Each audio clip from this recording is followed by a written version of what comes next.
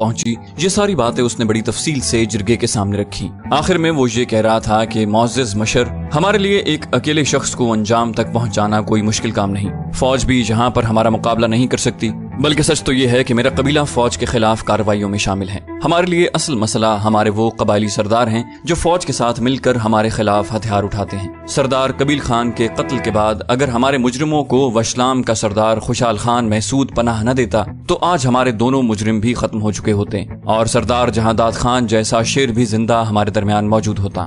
بہرحال جو ہونا تھا وہ ہو چکا ہے۔ اب علام خیل کا نیا ملک ہونے کے ناطے میرا مطالبہ یہ ہے کہ سردار خوشحال خان محسود ہمارے مجرموں کو ہمارے حوالے کریں اور حالیہ لڑائی میں ہمارے جتنے آدمی شہید ہوئے ہیں ان کا خون بہا ادا کریں۔ اپنی بات ختم کر کے وہ مشر شامل خان سے اجازت لے کر چارپائی پر بیٹھ گیا۔ مشر شامل خان نے سردار خوشحال خان کی طرف ہاتھ کا اشارہ کیا۔ خوشحال خان نے کھڑے ہو کر گفتگو کی ابتدا کی۔ معزز مشر، جب تک پاک فوج کے ساتھ مل کر جہانداد خان مرحوم یا قبیل خان مرحوم کے خلاف کوئی کارروائی کرنے کی بات ہے تو یہ سراسر الزام ہے اور سردار صنوبر خان اس الزام کو ثابت نہیں کر سکتا۔ اگر ہمارے ساتھ فوج کے جوان شامل ہوتے تو یقیناً انہیں اب تک یہاں ہونا چاہیے تھا، کیونکہ ہمارے گاؤں کو چاروں طرف سے سردار صنوبر خان کے لشکر نے گھیرا ہوا ہے اور کوئی بھی بندہ ان کے آدمیوں کی اجازت کے بغیر اس علاقے میں داخل نہیں ہو سکتا۔ رہ گیا اپنے قبیلے میں کسی اجنبی کو پناہ دینے کی بات تو اس کی اجازت بلکہ حکم مجھے قبائلی روایات دیتی ہیں۔ یہی بات اس دن میں نے سردار جہانداد خان مرحوم سے بھی عرض کی تھی کہ جب تک اس کے مجرم میرے قبیلے میں رہیں گے میں ان کی حفاظت کا پابند ہوں، البتہ جب وہ میرے قبیلے کی حدود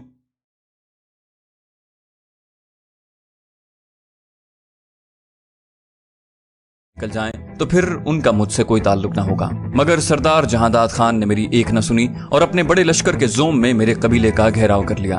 گولی چلانے کی ابتدا بھی انہوں نے کی، میرے 2 آدمی بھی پہلے انہوں نے شہید کیے، اس کے بعد جواب دینا میرا حق بنتا ہے۔ اس ضمن میں معزز مشر یہ بات زیر نظر رکھے کہ 1.5 سال پہلے میرا ایک دشمن سردار قبیل خان کے ہاں پناہ لے چکا تھا، جو آج بھی علام خیل میں اس کا لشکری بن کر زندگی گزار رہا ہے۔ وہ میرے قبیلے کا دشمن ہے اور جس دن ہم میں سے کسی کو علام خیل کی حدود سے باہر نظر آیا ہم اپنا بدلہ لیں گے۔ لیکن ہم نے اس متعلق نہ تو سردار قبیل خان سے گلہ کیا اور نہ اس کی وجہ سے دونوں قبیلوں کے درمیان جو معاہدہ ہو چکا تھا اس پر حرف آنے دیا۔ اب ان کی باری آنے پر میں بھی صنوبر خان سے اسی وسیع القلبی کی خواہش رکھتا ہوں۔ اس مرتبہ صنوبر خان براہ راست خوشحال خان محسود کو مخاطب ہوا۔ سردار جہانداد خان نے آپ کے مجرم کو آپ کے حوالے کرنے کی پیشکش کی تھی۔ خوشحال خان نے اس بات میں سر ہلایا، ہاں یہ سچ ہے، لیکن میں ایسا نہیں کر سکتا تھا۔ یہ بات سراسر قبائلی روایات کے خلاف تھی اور میں نہیں چاہتا کہ صرف اپنے دشمن کی بازیابی کے لیے اپنے پرکھوں کی شاندار روایات کو پس پشت ڈال دوں۔ یہ بزدلی اور خود غرضی کی علامت ہے۔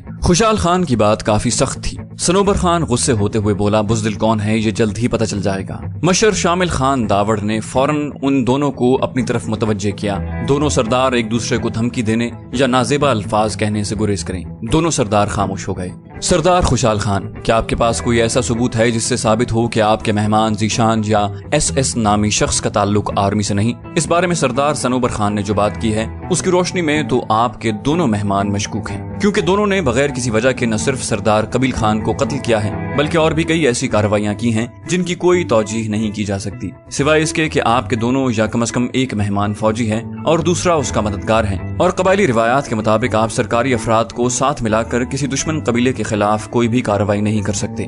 خوشحال خان نے کہا، معزز مشر، میں اپنے جواب تفصیل سے دے چکا ہوں، باقی جہاں تک میرے مہمان کے فوجی ہونے کا تعلق ہے تو یہ الزام ایک غلط فہمی کا نتیجہ ہے جس کا تفصیلی جواب میرا معزز مہمان ہی دے گا۔ اگر آپ کی اجازت ہو تو میرا مہمان اپنے اوپر لگے الزام کا جواب دینے کے لیے تیار ہے۔ مشر شامل خان نے ہاتھ اٹھا کر مجھے گفتگو کی اجازت دی۔ اجازت ہے، میں نے کھڑے ہوتے ہوئے کہا۔ معزز مشر، میری کہانی تھوڑی طویل ہے اور اصل بات سمجھنے کے لیے ضروری ہے کہ میری تمام کہانی کو غور سے سنا جائے۔ اس ضمن میں جرگے کے معزز افراد کی قیمتی توجہ کا خواہش مند ہوں۔ میری کہانی کی ابتدا اس وقت ہوئی جب میں مجاہدین کے کیمپ میں جہاد کی غرض سے شامل ہوا، لیکن بمشکل چند دن ہی تربیت حاصل کر سکا ہوں گا کہ ایک دن طبیعت کی خرابی کی وجہ سے وقت سے پہلے تربیت کے میدان سے رہائشی کمرے کی طرف آ گیا۔ مجھے رہائش کے لیے جو کمرہ ملا تھا اس میں میرے علاوہ 4 اور لڑکے بھی تھے۔ ان لڑکوں میں ایک نوعمر لڑکا پلو خان بھی تھا جو کافی عرصے سے وہاں تربیت حاصل کر رہا تھا۔ اس دن اتفاق سے پلو خان بھی کسی وجہ سے تربیتی میدان میں نہیں جا سکا۔ میں جب کمرے میں داخل ہوا تو پلو خان اس وقت کپڑے تبدیل کر رہا تھا، اپنے تئیں خود کو اکیلا سمجھ رہا تھا، اس لیے اس سے یوں بے احتیاطی ہو گئی، اور اندر داخل ہوتے ہی میں یہ دیکھ کر حیران رہ گیا کہ پلو خان لڑکا نہیں لڑکی ہے۔ یہ بھی مجھے دیکھ کر پریشان ہو گئی تھی، لیکن جو ہونا تھا وہ ہو چکا تھا۔ मैंने उसी दिन पलू खान से उसकी वजह पूछी और उसकी वजह जानते ही मुझे उससे हमदर्दी हो गई, जो बाद में मोहब्बत में ढल गई। मैंने उसे शादी की पेशकश की, जो उसने इस शर्त पर मान ली कि अगर मैं उसके दुश्मन के खिलाफ उसकी मदद करूं। बस मैं तैयार हो गया। उसी दिन हम दोनों मुजाहिदीन के कैंप को खैरबाद कहकर वहां से निकल आए। हमारे पास हथियार वगैरह मौजूद नहीं थे और इतनी रकम भी नहीं थी कि हथियार खरीदते। मैंने रकम के बंदोबस्त के लिए मर्दान का रुख किया। वहां से आते वक्त मेरा करीबी दोस्त गुल खान भी मेरे हमराह था। शिकई से हम पैदल शवाल वादी की तरफ आ रहे थे कि रास्ते में वचा नराय पहाड़ी के दामन में हम पर गोलियां बरसाई जाने लगी। हम डर कर वचा नराय पर चढ़ गए। ऊपर जाकर मालूम हुआ कि इन लोगों ने फौज के 2 जवानों को घेरा हुआ है। हम खामखा वहां फंस गए थे। अब अगर हम नीचे जाकर उन्हें बताते कि हमारा ताल्लुक फौज से नहीं है तो यकीनन कोई न मानता। सर आई मुसीबत को देखकर हम फौजी जवानों के साथ दहशतगर्दों का मुकाबला करने लगे और हकीकत में हमें उस वक्त ये मालूम ही नहीं था कि हमारा मुकाबला कबील खान के लश्कर से ही है। मैं लड़कपन से ही बहुत अच्छा निशानेबाज था। इत्तेफाकन कबील खान का कमांडर रोशन मुझे एक करीबी पत्थर की आड़ में लेटा हुआ नजर आया, जिसे मैंने अपने फायर के निर्गे में ले लिया। बाद में उसके माफी मांगने पर मैंने उसे छोड़ दिया था। इसी असना में वहाँ फौज की गाड़ियां आ गईं और ये भाग पड़े। बड़े अफसरों ने हमें शाबाश वगैरह देकर जाने की इजाजत दे दी। अब इस बात को बुनियाद बनाकर सरदार सनोबर खान मुझे फौजी साबित करने पर तुल गया है। हालांकि मैं कबील खान के खिलाफ सिर्फ अपनी मंगेतर पलवशा खान के कहने पर हुआ था और शायद मौजूद सरदार ये नहीं जानता कि पलवशा खान उसकी हम कौम ही नहीं, हम कबीला भी है। इसका पूरा नाम पलवशा खान वजीर है। पलवशा का ताल्लुक अलाम खेल से है। उसके वालिद का नाम यामीन खान है। मैंने पलवशा की पूरी कहानी भी जिरगे के अरकान के सामने दोहरा दी।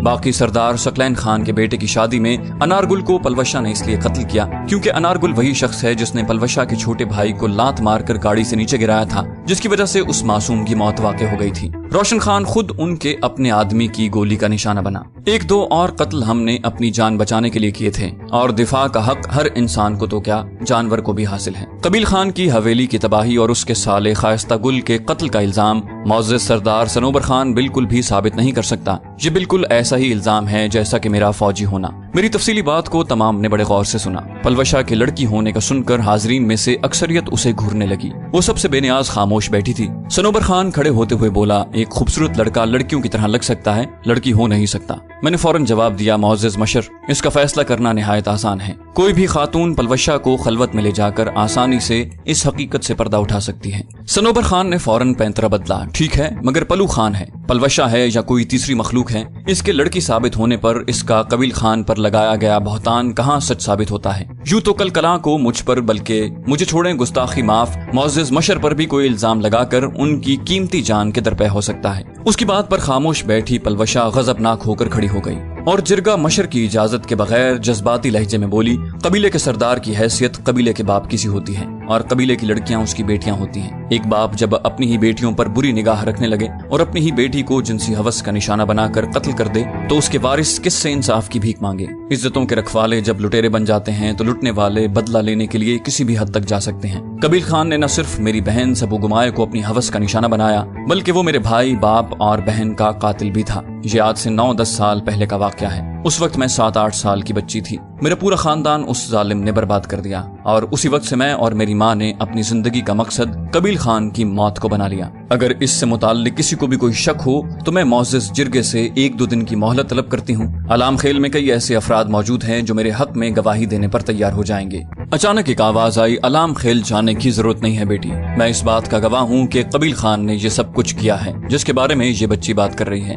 हाजरीन में बैठे हुए एक उधेड़ उम्र शख्स ने खड़े होकर फौरन पलवशा की बात की तस्दीक की। पलवशा उसे शुक्रगुजारी भरी नजरों से देखने लगी। उसके बाद भी सनोबर खान ने काफी आए बाएं शाएं की, मगर हमारा मुकदमा मजबूत था। उसके हर सवाल का शाफी जवाब हमारे पास मौजूद था। हमारे मुकदमे का सबसे मजबूत पहलू पलवशा की मजलूमियत और उसके वाक़े की सच्चाई थी। पलवशा की कहानी में मेरे फौजी होने की बात भी पसे पर्दा चली गई थी। तमाम बातों के इख्तिताम पर जिरगे के अरकान कमरे में चले गए और आधे घंटे की गुफ्तशनीद के बाद बाहर आकर उन्होंने सनोबर खान के मुकदमे को बेबुनियाद करार देते हुए पलवशा के हक में फैसला साबित कर दिया। उसके साथ जिरगे ने फैसला सुना दिया कि खुशहाल खान जब तक चाहे मुझे और पलवशा को अपना मेहमान बनाकर रख सकता है। सबसे आखिर में जिरगे के मशर शामिल खान ने सरदार सनोबर खान से दरखास्त की थी कि वो वशलाम गांव से पुराना मुआहिदा बहाल करते हुए इलाके के अमन में मुस्बत किरदार अदा करे और बड़ेपन का मुजाहरा करते हुए कबील खान मरहूम से होने वाली गलती को तस्लीम करके उसके जुल्म का शिकार होने वाले अपने कबीले के अफराद को इंसाफ मुहैया करे। जिरगे का फैसला हमारे हक में हुआ था। हम दोनों बहुत खुश थे। सरदार खुशाल खान और काबिल खान भी खुशी से फूले नहीं समा रहे थे। दोनों भाइयों ने खुलूस दिल से हमें मुबारकबाद दी। बैठक में आते ही पलवशा नम आंखों के साथ मुझसे लिपट गई। बोली, आपकी बदौलत आज मुझे ये दिन देखना नसीब हुआ। इलाके में कबील खान की बदकिरदारी खुलकर सामने आ गई। वो अपने अंजाम को पहुंचा, उसका भाई भी कत्ल हुआ और मैं सुरखरू हूँ। उसके साथ मुझे आप जैसा शरीक हयात मिला। मैं अल्लाह पाक का जितना शुक्र अदा करूँ कम है। मैंने कहा, ठीक है जी, अल्लाह पाक का शुक्र तो इंसान को हर हाल में अदा करना चाहिए, लेकिन फिलहाल तुम वही कपड़े पहनो जो तुम्हें काबिल खान ने ला कर दिए थे। अभी लो। मुझसे अलग होते हुए वो दीवार पर टंगे कपड़ों की तरफ बढ़ी। मैंने उसकी जानिब से रुख फेर लिया। थोड़ी देर बाद उसकी आवाज उभरी, अब बताएं कैसी लग रही हूँ। मैं उसकी जानिब मुड़ा। इस मर्तबा भी मुझ पर पहले वाली कैफियत तारी हो गई थी। मुझे मबहूत देखकर वो एक बार फिर शर्माने लगी। उस शोख और चंचल लड़की की शर्मीली अदाएं कुछ ज्यादा ही बासर थी। मेरी महवियत में काबिल खान की आमद से खलल पड़ रहा था। वो खाना लेकर आया था। खाने वगैरह से फारिग होकर खुशाल खान भी आ गया। दौरान गपशप उसने बड़े खुलूस से हमें अपने कबीले में शामिल होने की दावत दी, लेकिन मैंने उसका शुक्रिया अदा करते हुए नरमी से इनकार कर दिया, क्योंकि ऐसा होना नामुमकिन था। मेरे साथ सिर्फ पलवशा का गम नहीं था। वो मुझे जितनी प्यारी, जितनी अजीज होती, पहला हक मेरे वतन का था। उनके जाने के बाद पलवशा मुसिर हुई कि हमें सरदार खुशाल खान की बात वक्ती तौर पर मानकर वहीं रिहाइश इख्तियार कर लेनी चाहिए। इस तरह हमारी शादी भी 1-2 दिन के अंदर हो सकती है। मैंने उसे हल्के से डांटते हुए कहा, लड़कियां अपनी शादी की बात ना तो इस बेबाकी से करती हैं और ना शादी के लिए बार बार इतनी बेचैनी जाहिर करती हैं। वो बोली, ठीक है, ना माने, पहले भी आपने कभी मेरी मानी है, जो आज मानेंगे। और मुंह फुलाकर वो मेरे पास से उठकर दूसरी चारपाई पर जा लेटी। मैंने कहा, फिर खफा होने का मतलब? चंद दिन की मोहलत तो दो ना। वो मासूमाना अंदाज में चिल्लाई, चंद दिन का मतलब होता है ज्यादा से ज्यादा 10 दिन, समझे? मैंने कहा, हाँ, तकरीबन इतने ही। वो बोली, मुझे लग रहा है कि आप रोज बरोज अपनी मंगेतर के रोब में आते जा रहे हैं। मैंने रुमानवी लहजे में कहा, वो शायर कहता है ना, अगर वो रूठ जाता है तो हमारी जान निकलती है। वो हसरत भरे लहजे में बोली, पता नहीं कब वो दिन आएगा जब आप थके हारे बाहर से आएंगे और मैं आपके सामने खाना रखूंगी। जब आपको पसंद नहीं आएगा तो आप मुझे डांटेंगे और मैं रोने लग जाऊंगी और आप खाना पीना भूल कर मुझे मनाएंगे और देर तक मनाते रहेंगे। उसकी आवाज मुझे कहीं दूर से आती हुई महसूस हो रही थी। मैं धीमी आवाज में गुनगुनाने लगा, सोना न चांदी न कोई महल। हिफ्ज़े मा तक़द्दुम के तौर पर हम दोनों हफ्ता भर काबिल खान के ही मेहमान बने रहे। गो सनोबर खान जिरगे वाले दिन ही अपना सारा लश्कर वापस ले गया था और उससे एक दिन बाद उसने खुशाल खान को अलाम खेल आने की दावत दी थी। दोनों सरदारों ने इकट्ठे खाना खाया और पुराने मुआहिदे को फिर से बहाल कर दिया था। काबिल खान भी साथ ही गया था। उसने मुझे बताया कि सनोबर खान ने हम दोनों का कोई जिक्र नहीं किया था, लेकिन उसके बावजूद हमने चंद दिन वहीं गुजारने जरूरी समझे और फिर एक दिन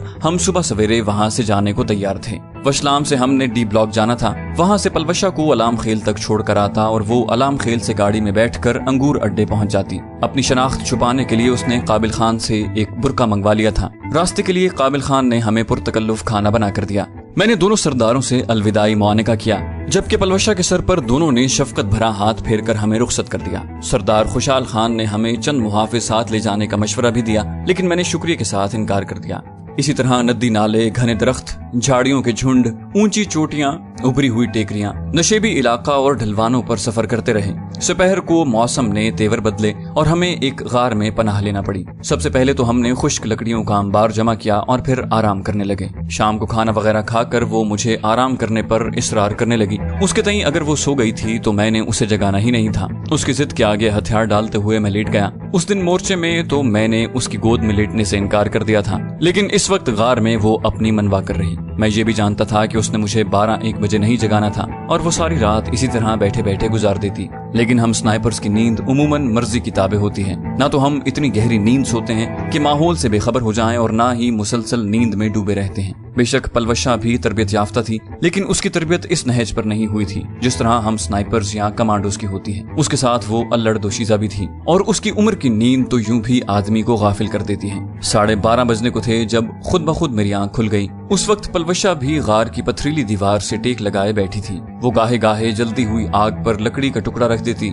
लकड़ी का ढेर उसके पास ही पड़ा था। रोशन होती आग मुझे ये बावर करवाने के लिए काफी थी कि वो होशियार थी। स्लीपिंग बैग से बाहर आते ही मैंने कहा, आओ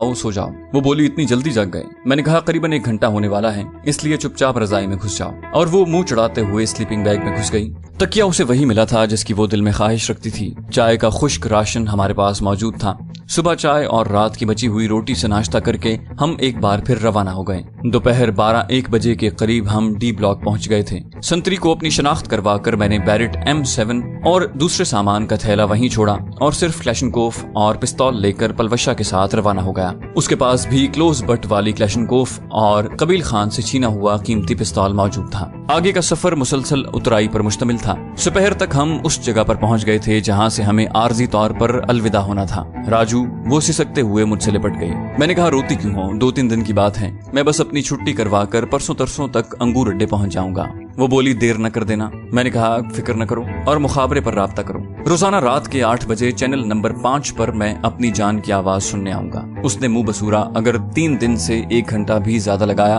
तो बिल्कुल भी बात नहीं करूंगी। मैंने मुस्कुराते हुए कहा एक फौजी की बीवी बनने जा रही हो, जुदाई की आदत तो डालना पड़ेगी। और ये भी जहन में रहे कि वतन के मुहाफिज कभी कभी आर्जी जुदाई को हशर तक मौकूफ कर देते हैं। वो बोली बकवास न करो। मैंने कहा अच्छा मजाक था, मैं बस यूं गया और यूं आया, हो सकता है तुमसे पहले अंगूर अड्डे पहुंच जाऊं। आमीन। अपनी आंखों पर उल्टा हाथ फेरते हुए वो मुझसे बमुश्किल अलहदा हुई। क्लैशनकोफ गले में डालकर उसने ऊपर सफेद बुर्का पहना और सामने से पल्लू उठाकर मुझे चांद चेहरे का आखिरी दीदार करवाने लगी। चंद दिन की जुदाई भी मेरा दिल चीरने जा रही थी। एक लम्हे के लिए मैंने सोचा कि उसे वापस अपने साथ डी ब्लॉक पर ले जाऊं और वहां से छुट्टी वगैरह करवा कर अपने साथ अंगूर अड्डे ले जाऊं, या पहले जिस तरह मैंने सीधा अंगूर अड्डे जाने का सोचा था उस पर अमल करूं। लेकिन फिर आर्मी के डिसिप्लिन का ख्याल आते ही मैंने इस कमजोर सोच पर काबू पा लिया और सीधा अगर उसके साथ चला जाता तो छुट्टी कैसे ले पाता। अगर आज मैं उससे चंद दिन दूर नहीं रह सकता था तो कल कलां को जब वो मेरी बीवी होती और तलागंग में बैठी होती तब मैं दिन कैसे गुजारता। अपने प्यारों से जुदाई तो यूं भी हम फौजियों का मुकद्दर होता है। कभी सियाचिन और कारगिल की बर्फपोश पहाड़ों में जहां रगों में खून की गर्दिश जमा देने वाली ठंड पड़ती है,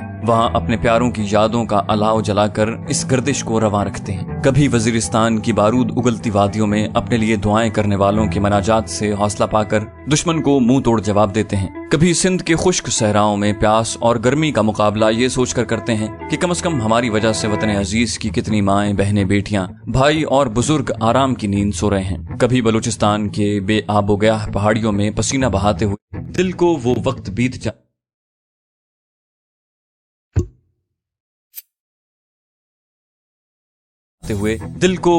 बीत जाने की तसल्ली देते हुए वक्त गुजार लेते हैं। ये जुदाई, ये बिछड़ना, ये दूरियां, ये तड़पना, रोना, आहें और सिसकियां हम फौजियों का मुकद्दर है और इसका बदला सिर्फ अल्लाह की जात ही दे सकती है। तनख्वाह के नाम पर मौसूल होने वाले चंद रुपए यकीनन इसका बदल नहीं हो सकते। मैंने धीमे लहजे में कहा जाओ गुड़िया। उस वक्त मैं खुद को बहुत कमजोर महसूस कर रहा था। नफी में सर को दाएं बाएं हिलाते हुए वो एक मर्तबा फिर आगे बढ़ी और मुझसे लिपट गई। मैंने कहा कह तो दिया जल्दी आ जाऊंगा। मैंने उसे डांटने की कोशिश की मगर मेरे मुंह से फकत बेबसी भरी आवाज ही निकल सकी थी। वो बेआवाज रोती रही। मैंने कहा पलवशे पता है ना, अगर अंगूर अड्डे वाली आखिरी गाड़ी निकल गई तो कितना मसला बनेगा तुम्हारे लिए, और यहाँ से डी ब्लॉक तक मैं भी जाने रात को किस वक्त पहुंचूंगा। क्या यही चाहती हो कि अंधेरे में ठोकरे खाता रहूं? इस मर्तबा मेरी बात का उस पर खातिर खा असर हुआ। एक झटके से मुझसे जुदा होकर उसने बुर्का चेहरे पर डाला और पीछे मुड़कर तेज कदमों से दूर जाने लगी, यूं जैसे अगर 1 सेकंड की देर हो गई तो वो जा नहीं पाएगी। मैं वहीं रुक कर उसे देखता रहा। पीछे मुड़े बगैर उसने नाला अबूर किया और फिर फरलांग भर का फासला तय करके सड़क पर चढ़ गई। मैं वहीं खड़ा उसे देखता रहा, यहाँ तक कि अलाम खेल से एक वैगन निकल कर अंगूर अड्डे की तरफ जाने लगी। उसके हाथ का इशारा पाकर वैगन उसके करीब रुकी। आखिरी मर्तबा उसने पीछे मुड़कर देखा, यूं जैसे उसे अच्छी तरह मालूम हो कि मैं यहाँ खड़ा हूँ, और फिर वैगन में बैठ गई। वैगन के आगे बढ़ते ही मैं थके थके अंदाज में पीछे मुड़ा और डी ब्लॉक की बुलंदियां सर करने लगा। मेरे दिलो दिमाग में उस वक्त पलवशा के बिछड़ने के अलावा कोई ख्याल जागुजी नहीं था। इसमें कोई शक नहीं कि किसी भी इंसान की जिंदगी का सबसे बड़ा दुख बिछड़ना ही होता है, चाहे वो जुदाई आर्जी हो या हमेशा की। दूरियां और फासले दिल में वो घाव पैदा करते हैं जिन्हें कुर्बत के मरहम ही से शिफा मिल सकती है। मैंने खुद कलामी के अंदाज में बड़बड़ा कर खुद को तसल्ली दी, कोई नहीं, चंद दिनों की बात है। अजीब बात थी कि माहीन, जेनिफर और रोमाना से हमेशा की जुदाई में मेरे दिल का ये हाल नहीं हुआ था जो पलवशा के आर्जी दूर जाने पर हो रहा था। कभी तो पलवशा का टकराना मुझे अपनी जिंदगी की सबसे बड़ी बदबख्ती लगता था कि इस टकराव की वजह से मोहब्बत जैसी बीमारी ने एक बार फिर मेरे दिल में पंजे गाड़ लिए थे। और कभी उसके मिलने पर मैं खुद को दुनिया का खुशकिस्मत तरीन आदमी समझता कि मुझे उस जैसी अलबेली दोशीजा से मोहब्बत हो गई। बिला शक व शुबा उस जैसी लड़कियां कहीं सदियों में ही जन्म लेती हैं। सिन्फ नाजुक होते हुए यूं एक जालिम और जाबिर सरदार से टकराने का हौसला पैदा करना इतना आसान काम नहीं था। चैनल को सब्सक्राइब कीजिए और बेल आइकन पर क्लिक कीजिए ताकि आपको तमाम वीडियोस फौरन मिलती रहें।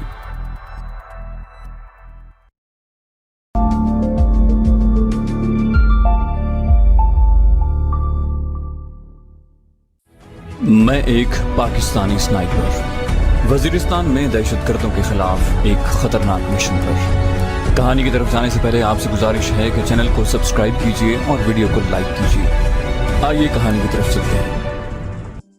मैं रात को 10 बजे डी ब्लॉक पर वापस पहुंचा। पहचान का मरहला होते ही मुझे पोस्ट कमांडर के बंकर में पहुंचा दिया गया था। एक और हैरानी मेरी मुंतजिर थी। सरदार खान को वहां मौजूद पाकर मैं हैरत से उछल पड़ा। मुझे देखते ही उसके चेहरे पर दुख भरे आसार नमूदार हुए, लेकिन इससे पहले एक पोस्ट कमांडर ने मुझसे मौनिका किया और फिर हमें अकेला छोड़कर बाहर निकल गया। पोस्ट कमांडर के बाहर जाते ही वो मेरे गले लगकर रो पड़ा। यार राजे, चिनारे मुझे छोड़कर चली गई। लीजोना के साथ मोहब्बत करने की उसने मुझे इतनी बड़ी सजा दी है। हमेशा हमेशा के लिए ताल्लुक तोड़ लिया। कम से कम एक बार मुतनब्बे तो करती। उसके बाद अगर मैं लीजोना का जिक्र करता तो उसका ऐसा करना बनता था। यूं बगैर कुछ कहे सुने रूठ जाना कौन सा इंसाफ है। सरदार का गम देखते ही मेरे दिल से आर्जी तौर पर पलवशा की जुदाई का दुख गायब हो गया। उसकी पीठ थपथपाते हुए मैं गुलूगीर लहजे में बोला, जो होता है अच्छे के लिए होता है दोस्त। मेरी बहन का वक्त मुकर्रर था और ये भी तो सोचो कि मरते हुए कम से कम उसके दिल में किसी सौकन की अजियत नहीं थी। और सबसे बढ़कर वो अब भी सुल्तान खान की शक्ल में तुम्हारे पास मौजूद है और इंशाअल्लाह हमेशा मौजूद रहेगी। सरदार बोला, इसी बात ने तो मुझे हौसला दिया है, वरना जाने मेरा क्या होता। मुझसे अलहदा होकर वो चारपाई पर बैठ गया। मैंने पूछा, छुट्टी खुद बढ़ाई थी या? वो कता कलामी करता हुआ बोला, कमांडिंग ऑफिसर मलिक इरफान साहब ने ताजियती फोन करके 7 ही महीना मजीद घर रहने का हुक्म दिया था। मैंने पूछा, अब सुल्तान को किसके पास छोड़कर आए हो? वो बोला, अब छोटी बहन के हवाले कर आया हूँ। मैंने कहा, उसकी दूसरी माँ को बुलवा लेना था। माहौल में छाया बोझलपन खत्म करने के लिए मैंने लीजोना का जिक्र किया।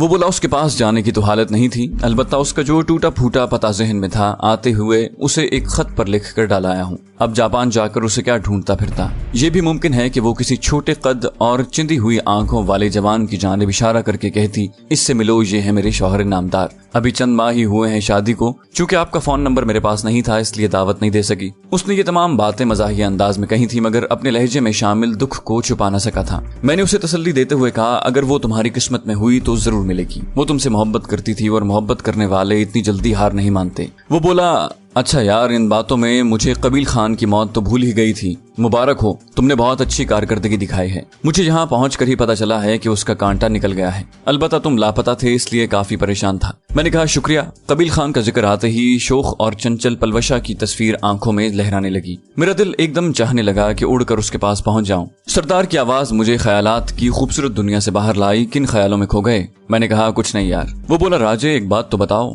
मैंने कहा, क्या? बोला, मैं अपनी छोटी बहन भी तुम्हारे पास छोड़ गया था, उसका क्या हुआ? क्या कबील खान की मौत के वक्त वो तुम्हारे साथ ही थी? यकीनन उस खबीस की मौत पर वो बहुत खुश हुई होगी। मैंने इस बात में सर हिलाया, हाँ बहुत खुश थी, क्योंकि उसे अपने हाथों से मारा था। वो बोला, वैसे मैं तो डर गया था कि मेरे जाते ही तुमने उस मासूम को भगा दिया होगा। मैंने कहा, वो इतनी आसानी से भागने वालों में से नहीं। सरदार ने कहकहा लगाया, सही कहा। वैसे तुम्हें तो वो खूब तंग करती थी। क्या मेरे जाने के बाद भी वो तुम्हें इसी तरह धमकियां देती रही कि कबील खान के कत्ल के बाद तुम्हें जान से मार देगी? मैंने कहा, धमकियां तो वो देती थी, लेकिन बाद में उसकी धमकी तब्दील हो गई। सरदार ने पूछा, भला नई धमकी क्या है? मैंने आंखें बंद करते हुए कहा, यही कि वो खुदकुशी कर लेगी। सरदार ने हैरानी से कहा, अबे क्या कह रहे हो? भला ये क्या धमकी हुई? ऐसी धमकी तो किसी चाहने वाले को दी जाती है। मैंने कहा, बस कुछ ऐसी ही बात है। सरदार ने कहा, क्या? और मुझे आंखें फाड़कर देखने लगा, जैसे मेरे सर पर सींग उगाए हों। बोला, मेरे कान वही सुन रहे हैं जो तुम कह रहे हो या मेरा दिमागी फतूर है? मैंने कहा, गो फतूर तो तुम्हारे दिमाग में हर वक्त मौजूद होता है, लेकिन इस वक्त तुमने जो सुना है वही मैंने कहा है।